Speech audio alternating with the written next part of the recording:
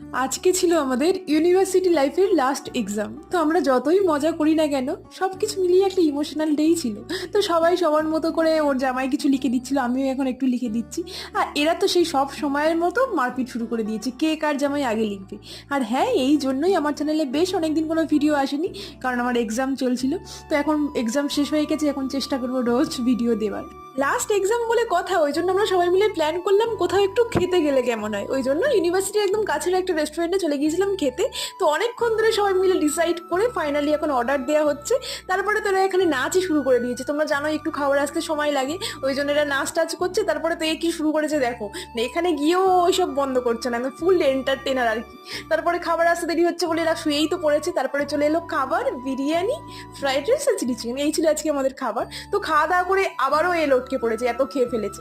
তারপরে অনেকটা স্মৃতি আর একটু ইমোশনাল হয়ে আইসক্রিম খেতে খেতে চলে এলাম বাড়ি।